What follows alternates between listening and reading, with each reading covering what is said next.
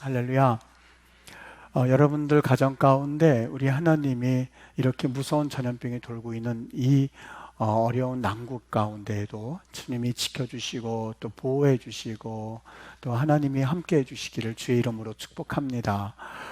감옥에서 풀려난 이 요셉이 하루아침에 버금수레를 타는 그의 삶을 보면서 이 하나님이 참 신실하시구나, 하나님이 참 좋으신 분이구나 하는 것을 오늘 성경을 통해서 보게 됩니다. 여기 버금수레는 두 번째 수레라는 의미로 담겨져 있죠. 그래서 영어 성경에는 이것을 second chariot라고 표현하고 있죠. 두 번째 수레다 이렇게 표현해서, 첫 번째 으뜸수레는 바로가 타는 것이라면 두 번째 버금수레는 이제 요셉을 태워서 총리로 세우는 그러한 광경을 우리가 성경에서 보게 되는 것이죠. 이런 놀라운 일이 생기게 된 배경 가운데 우리가 거슬러 올라가면 이 술 맡은 관원장이 그 어느 날 꿈을 꾸게 되고, 그 꿈은 바로 그가 곧 복직이 된다고 하는 그 꿈을 의 상징이었었는데, 그 상징을 통해서 꿈을 꾸게 되었는데 그것을 요셉이 해몽해 주게 되죠. 그래서 그가 감옥에서 풀려 나오는데, 그 풀려 나오던 날 요셉이 그에게 이런 말을 하는 것을 볼 수 있습니다. 창세기 40장 14절에 보면 당신이 잘 되시거든, 여기에서 당신은 당연히 술 맡은 관원장을 의미하는 거죠. 당신이 잘 되시거든 이제 나를 생각하고 내게 은혜를 베풀어서 내 사정을 바로에게 아뢰어 이 집에서 나를 건져 주소서라고 부탁을 합니다. 당연하죠. 그가 이 술 맡은 관원장이 곧 복직이 된다는 것을 알고 있었던 차에 그가 감옥에서 나가신 것을 보고 나를 좀 생각해 달라고 하는 말은 당연하지 않겠습니까? 그가 얼른 이 감옥에서 이제 자유의 몸이 되어서 아버지와 형들이 있는 집으로 가는 것은, 아니 어떻게 보면 악몽과 같은 그러한 이 감옥 생활이 이제 끝났으면 좋겠다라고 하는 마음을 가지고 그에게 부탁하는 것은 당연하다는 마음이 듭니다. 그런데 감옥에서 나간 이 술 맡은 관원장이 요셉을 잊어버립니다. 요셉이 자신을 잊은 술 맡은 관원장을 생각할 때에 사실 그 마음이 어떻다고 생각하십니까? 원망스럽기도 했고 좀 밉기도 했고, 내가 그렇게 잘 대해주었는데 술 맡은 관원장께서 그렇게 하실 수가 있는가? 라고 하면서 사람을 원망하는 것에서 더 나아가 아마 그는 하나님을 원망했을는지도 모릅니다. 하나님, 내가 그토록 그렇게 신실하게 살았는데 돌아오는 결과라고 하는 것은 사람에게 배신당하는 것밖에는 없습니다 라고 생각하면서 아마 그는 하나님께 수많은 그런 원망을 아마 마음속에 넣었을지도 모릅니다. 여러분, 누구나 할 것 없이 신앙의 갈등이 일어나는 때는 모든 일들이 다 잘 될 때 일어나는 것이 아니라 모든 일들이 내가 계획했던 것과는 정 다른 방향으로 흘러갈 때에 우리는 하나님을 원망하기도 하고, 그리고 하나님께 불평하기도 하고, 그리고 우리의 믿음이 바닥으로 내려앉기도 합니다. 그런데 여러분, 정말 이러한 때에 여러분이 믿고 있는가 하는 것을 좀 성경에서 말씀하기를 원하는 것 같아요.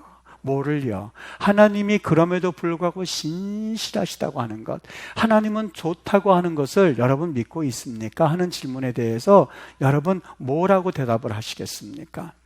사람들은 흔히 생각하기를 이 술 맡은 관원장에 대해서 이런 오해를 하고 있는 것 같아요. 이 술 맡은 관원장은 조금 좀 인격이 덜 된 사람이다. 어떻게 은혜도 모르는 사람이 저런 사람이 술을 맡은 관원장이 될 수가 있었을까? 무심한 사람 아니겠는가? 요셉이 그토록 감옥에서 잘 대해주었는데 자기가 나가서 그 한 명쯤 빼서 감옥에서 억울한 사람 내보내는 게 뭐가 어렵다고 저 사람 저렇게 행동했을까라고 하면서 우리는 사실 술 맡은 관원장에 대해서 그렇게 좋은 인상을 가지고 있지는 않습니다. 그런데 여러분, 성경을 우리가 자세하게 읽어보면 그동안 그동안 우리가 성경에서 그냥 지나쳤던 이야기들이 참 너무나 많이 있었구나 하는 것을 느끼게 됩니다. 성경은 어디에서도 이 술 맡은 관원장이 무심한 사람이라거나 아니면 은혜를 모르는 사람이라고 말하고 있지 않습니다. 오히려 그 반대입니다. 여기 술 맡은 관원장이 바로에게 말하여 이르되 내가 오늘 내 죄를 기억하나이다 이렇게 말합니다. 내가 오늘 내 죄를 기억하나이다. 여기 죄라고 하는 것은 바로 요셉을 잊어버린 그 행위를 말하고 있거든요. 술 맡은 관원장은 은혜를 모르는 사람이 아니었었어요. 술 맡은 관원장은 무심한 사람이 아니었었어요. 그것이 큰 죄라는 것을 알고 있었어요. 그런데 그가 결과는 어떻게 됐어요? 오늘 금방 읽은 40장 23절에 보면 요셉을 기억하지 못하고 그를 잊었더라. 여러분 두 번이나 반복되는 거 보이시죠? 요셉을 기억하지 못하고 해서 여기에 로라고 하는 말을 썼거든요. 여러 말로 표현할 수 있는데 이 로라고 하는 말을 쓴 이유는 뭐냐면 정말 여러분 잠시 동안 깜빡깜빡 있는 거 있죠? 그거 말고요. 아주 영원토록 잊어버린 걸 쓸 때에 로라는 말을 쓰거든요. 자카르요. 전혀 기억하지 못했다고요. 영원토록 기억하지 못했다. 이거는 사람이 할 수 있는 일이 아니에요. 사람이 할 수 있는 일이 아니에요. 여기 그를 기억하지 못하고 잊었더라 두 번이나 반복함으로써 뭘 이야기하고 있느냐면요, 새카맣게 잊어버렸습니다. 전혀 누가 흔들어도 깨우지 못할 만큼. 여러분 우리 병원에 가면 여러분들이 마취제 맞아보신 적 있으십니까? 마취를 맞아보면 내가 언제 마취가 됐는지도 모를 만큼 정신이 잃었다가 수술 끝나고 나면 일어났던 일을 경험하십니까? 여러분 그거를 말씀하고 있었던 거예요. 도대체 이해가 안 되는 잊어버림, 완전히 잊어버림이요. 오늘 성경에서 그를 기억하지 못하고 잊었더라 그 말에서 우리에게 말해주고 싶은 내용이 있어요. 이것은 술 맡은 관원장이 나 요셉 나 생각 안 할래 의도적인 게 아니었었어요. 무심해서가 아니었었어요. 은혜를 모르는 사람이었기 때문에 아니에요. 여기에는 뒤에 배후가 있었는데 그 배후에 누가 있었어요? 하나님이 계시다는 것을 말씀하기를 원했던 거예요.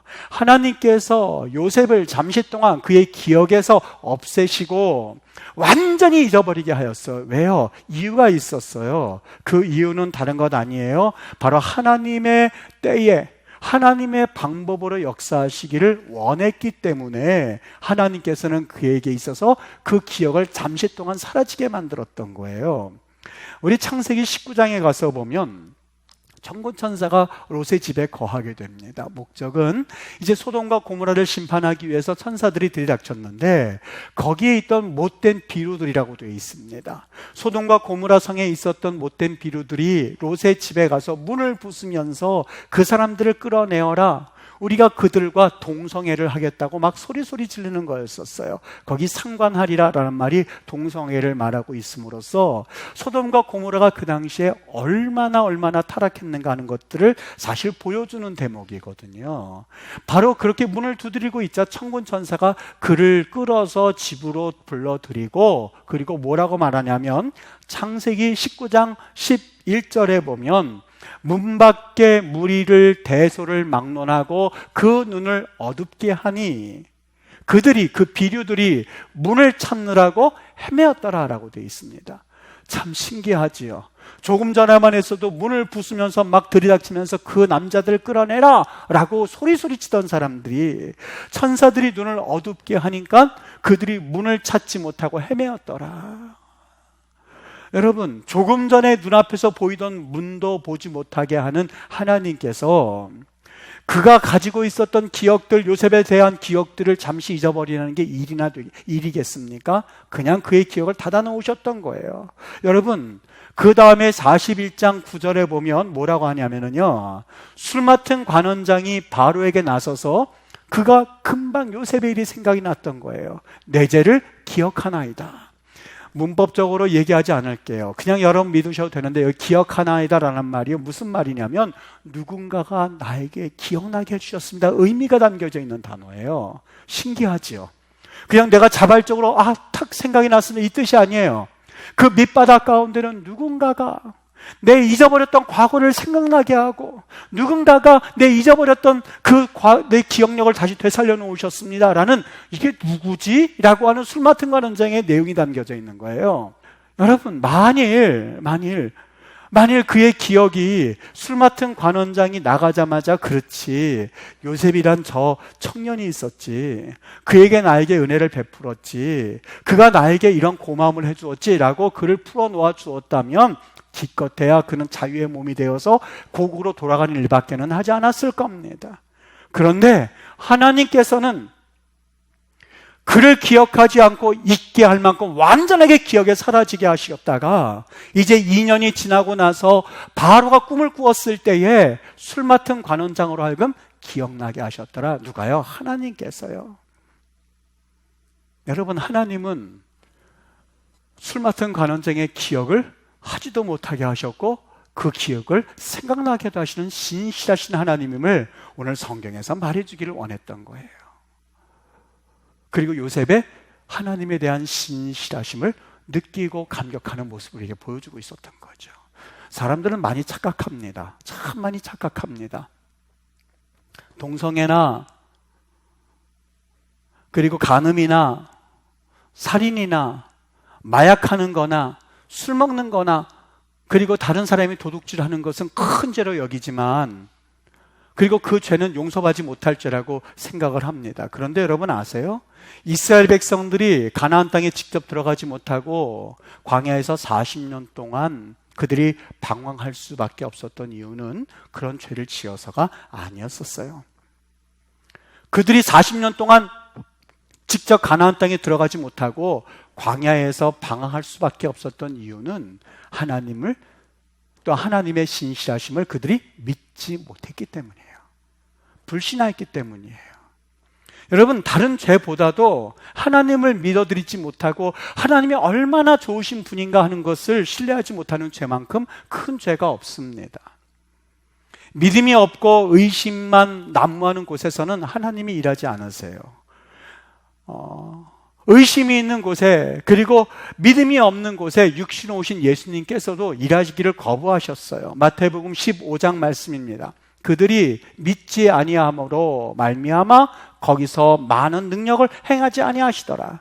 예수님께서 거기서 기적을 일으키지 아니하시고 예수님께서 거기서 일을 하지 않으셨던 이유는 다른 데 있잖아요. 그들이 저 예수님이 하시는, 또 예수님의 모습에 대해서, 그리고 예수님의 모든 삶에 대해서 믿지 않았던 거예요. 아, 저 사람이 여기서 살던 옛날 저 사생아의 아들 아니야? 라고 하면서 예수님께 대하여서 신뢰를 보내지 않았을 때 예수님도 일하지 않으셨어요. 여러분, 우리 가운데 진정으로 우리는 교회 다닌다고 하고 그리고 신앙생활을 한다고는 하지만 육의 생각을 하면서 하나님 뜻에는 굴복하지 못하고 그러면서도 내 기도에 응답하실 것이라고 믿는, 어떻게 보면 육의 생각이 꽉 차 있는 우리의 모습들을 하나님이 얼마나 싫어하시는지 모릅니다. 일이 잘 되게 하려고 한다는 그런 명목 안에서 소위 꾀라고 하는 것, 소위 지혜라고 하는 것, 소위 경험이라고 하는 것, 정치라고 하는 것, 그리고 수단과 방법을 다 가리지 아니하고 그리고 내 목적을 이루려 하는 크리스찬 아닌 그 크리스찬들을 바라보면서 하나님이 얼마나 역겨워하신다는 사실을 여러분 알고 계시나요? 오늘 성경에서 그걸 말씀하고 계세요. 예레미야 17장 5절에서 6절입니다. 여호와께서 이와 같이 말씀하시느니라. 무릇 사람을 믿으며 육신으로 그의 힘을 삼고 꽤, 지략, 정치, 수단, 내 지혜를 삼고 마음이 여호와께 떠난 그 사람은 저주를 받을 것이다. 그는 사막의 떨기나무 같아서 좋은 일이 오는 것을 보지 못하고 광야 간조한 것, 건건한 땅, 사람이 살지 않는 땅에 살리라. 하나님을 신뢰하지 않는 이들의 결과예요. 하나님의 신실하심을 믿지 못하고 그 신실하심을 신뢰하지 못하는 사람의 결과, 열매도 없고 메마른 광야뿐이라는 거예요. 메마른 공허함. 여러분, 기도해도 메마릅니까? 왜 기도에 응답이 안 된다고 생각하십니까? 내가 교회 다녀도 공허하십니까? 내가 주여 주여라고 부르짖는데도 불구하고 하나님께서 묵묵부담인 것 같습니까? 내가 하나님이라고 부르짖음에도 불구하고 전혀 감동이 없습니까? 그 이유는 여기 있어요. 육신으로 그의 힘을 삼고 내 꾀로 내 의지로 다 함고 마음이 여호와에게서 떠난 사람은 저주를 받을지라. 어떤 저주요? 공허함. 어떤 저주요? 메마름. 어떤 저주요? 하나님을 부름에도 불구하고 공허한 메아리가 된다는 거예요. 그러나 그 반대의 삶이에요. 예레미야 17장 17절 7절에서 8절에 보면 여호와를 의지하며 여호와를 의지하는 그 사람은 복을 받을 것인데 어떤 복이요? 물가에 심겨진 나무가 그 뿌리를 강변에 뻗침같이.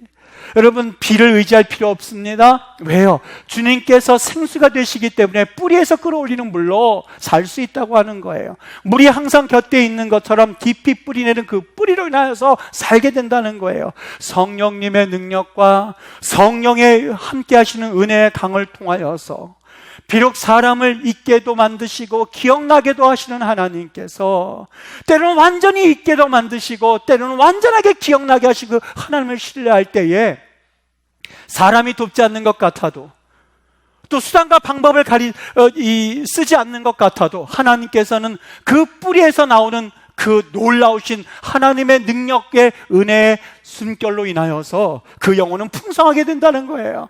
그 영혼은 부랴청청 푸른다는 거예요. 8절 말씀 계속 이어집니다. 더위가 올지라도 두려워하지 아니하며 누가요? 여호와를 의지하며 여호와를 경외하는 자. 자기의 육신의 힘을 의지하고 육신의 지혜를 의지하고 육신의 수단과 방법을 의지하는 사람이 아니라 하나님을 의지하는 사람, 하나님을 바라보는 사람. 하나님이 하실 텐데 모든 것들을 하나님께 맡기는 사람은 더위가 올지라도 두려워하지 아니하며 그 잎이 청청하며 가무는 해에도 걱정이 없고 결실이 그치지 아니함 같으리라. 하나님의 그 역사 가운데라고 생각하면서 모든 일이 다 잘 될 때에 하나님을 바라보는 일은 그렇게 어렵지는 않습니다. 이스라엘 백성들이 그랬거든요.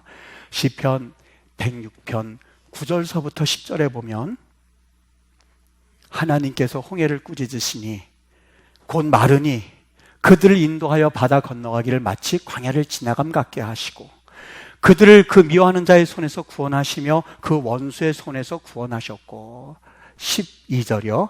이에 여기 이해라고 하는 말은 그러다 보니까 하나님께서 홍해를 꾸짖으시고 그들을 인도해서 바다를 건너게 하셨으니 그러므로 그들이 그의 말씀을 믿고 그러므로 그를 찬양하는 노래를 불렀도다. 그러므로 하나님을 찬양하고 내 직장이 잘 내 원하는 대로 내가 승승장구하고 내 자녀가 모두 대학에 다 합격하고 취직의 문이 열리고 그리고 승진하고 좋은 배우자들을 만나서 십장가 다 잘 가고 그리고 내가 이제 노후가 다 준비되었을 때 하나님 찬양합니다. 이에 그들이 그 말씀을 믿고 하나님 정말이네요. 이에 그 원수의 손에서 구원하신 모습을 보면서 찬양한 노래 하나님 할렐루야 찬양합니다. 이거는 이스라엘 백성들도 한다는 얘기예요. 이에 그렇기 때문에 그들이 하나님을 찬양했도다. 그러나 여러분 분명히 말합니다. 좋은 보고를 받은 후에 좋은 일이 생긴 후에 하나님 찬양합니다. 물론 안 하는 것보단 낫겠지요. 그러나 그런 모습을 오늘 시편에서는 이스라엘 백성들을 보고 향하여서 그러니까 너희들이 찬양했구나. 그러니까 너희들이 그 말씀을 믿었구나. 그래서 사탄이 틈탄 게 욥 아니었겠습니까?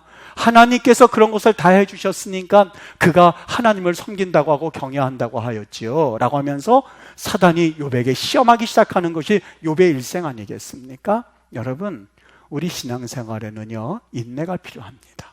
왠지 아십니까? 히브리서 10장 36절 말씀, 너희에게 인내가 필요함은 너희가 하나님의 뜻을 행한 후에 약속하신 것을 받기 위함이라. 너희가 하나님의 뜻을 행한 후에 약속하신 것을 받기 위해서는 인내가 필요해요. 그래서 성령의 9가지 열매에는 인내까지 필요한 거예요. 하나님을 믿는 사람들이 가장 필요한 덕목 중에 하나예요. 인내예요. 요셉이 만일 하나님 나 믿음으로 반응했는데 이 감옥행이요? 저런 못된 저 보디발의 아내와 같은 사람은 내버려 두시고요 하고 그 인내하지 않았다면 어떤 결과를 맞았을까요? 하나님 우리 형들이 날 팔았거든요. 내 인생 망쳤군요. 인내하지 않았으면 어떻게 됐을까요? 하나님 술 맡은 관원장이 어떻게 저럴 수가 있겠습니까? 사람도 아닙니다. 저 사람 나쁜 사람이다 라고 비방하면서 그를 보지 않겠다고 했다면 무슨 일이 있었을까요? 순간순간마다 그런 순간들이 한두 번이었겠습니까? 짧게 말해서 감옥 안에서 그가 무슨 일을 당했겠습니까? 그가 노예 생활하면서 어떤 취급을 받았는지 여러분 한번 상상해 보셨습니까? 단 한순간도 하나님의 신실하심을 그는 부정하지 아니하였고, 하나님께서 역사하실 것을 계속해서 믿어드렸을 때에 하나님은 모든 조각들을 다 맞추어서 거대한 마스터피스, 걸작품을 만들기 시작했어요. 걸작품을 하나님께서 이루시기 시작했어요. 걸작품을 하나님께서 완성시키셨는데 단순히 그가 총리가 되었기 때문이 아니에요.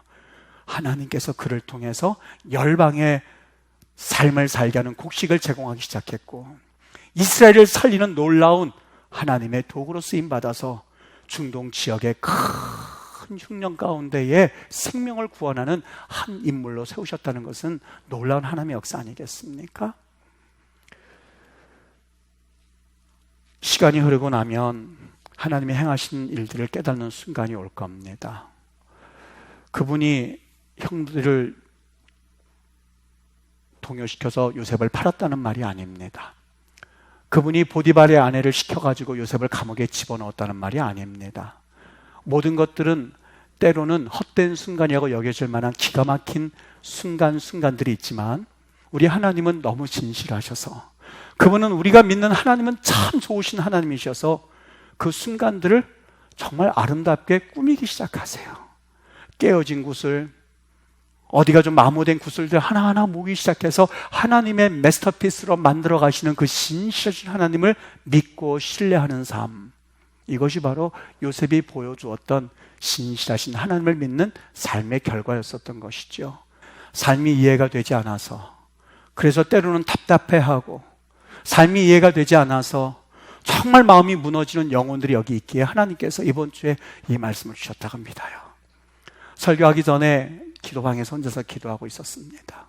뭐라고 기도했는지 아십니까? 하나님, 신실하신 하나님, 우리 가운데 신실하신 하나님을 신뢰하지 못하고 하나님 왜 이렇게 하셨습니까? 하면서 한 주간 동안 울부짖는 영혼들이 혹 여기에 와 있나요? 우리 하나님께서 오늘 신실하신 하나님이라고 하는 약을 처방해 주실 때에 그 약 먹고 하나님 가정이 회복되게 해주세요. 그 약 먹고 하나님 은혜 가운데 다시 한번 영혼이 살아나게 해주세요. 하나님과의 관계가 깨졌던 이들이 있을 겁니다. 약 먹고 꿰매어 주시기를 원합니다. 약 먹고 하나님께서 수술해 주시기를 원합니다. 이 말씀을 여러분 또 다음에 듣는다고 생각하지 말게 되시기를 바랍니다. 이 목사가 말씀을 증거할 때나 이 말씀 전하고 나는 이제 안 해도 좋아 라고 싶을 만큼 각오를 가지고 기도하면서 하는 것처럼, 기도하면서 이 말씀을 듣는다면 여러분, 이 말씀은 여러분을 살리게 될 거예요. 가정을 일으켜 세우실 거예요. 꿰매어 주시고 상처난 부분을 낫게 하시고 치료해 주셔서 우리를 온전케 하시는 것이 바로 성령의 역사임을 믿게 되시기를 주의 이름으로 축복합니다. 이 시간 성령 하나님께서 우리를 터치하실 때에 여러분 매 순간순간마다 초청과 응답이 있어야 됩니다. 하나님께서 초청하고 하나님께서 말씀하실 때, 오 하나님, 나 응답하기를 원해요. 오 하나님, 내가 하나님의 초청 앞에 나도 한번 하나님 아멘이라고 하기를 원해요. 정말 지금까지 네거티브하게 살아왔고 하나님의 초청에 대해서 나는 부정적으로 대해왔지만 정말 포지티브하게 긍정적으로 하나님 응답할래요. 나 그렇게 살았지만 하나님 끝까지 하나님이 나의 삶을 마스터피스, 걸작품으로 만드신다고요? 믿겠습니다. 하나님 지금 감옥에 있는 순간입니다. 사람에게 배신당했습니다. 사람에게 억울한 일 당했습니다. 내 삶이 망가진 듯합니다. 그러나 우리 신실하신 하나님께 내 삶을 맡기고 또 그 하나님을 의뢰할 때에 우리 하나님의 약속하신 것을 받게 될 줄 믿습니다 라고 주님 앞에 고백하는 심령들을 우리 하나님이 찾으시기 위해서 오늘 이 말씀을 들려주셨다고 저는 믿습니다. 오늘 이 말씀을 통해서 여러분의 삶 가운데 다시 한번 요셉의 그 놀라운 버금수레와 세마포과 금사슬, 하나님이 보여주셨던 것처럼, 입게 해주셨던 것처럼 여러분 삶에 우리 하나님이 만지셔서 회복하시는 은혜가 있게 되기를 바랍니다. 주의 위로가, 성령님이 주시는 그런 큰 위로가 여러분들 가운데, 가정 가운데 나타나게 되기를 예수님의 이름으로 축원합니다.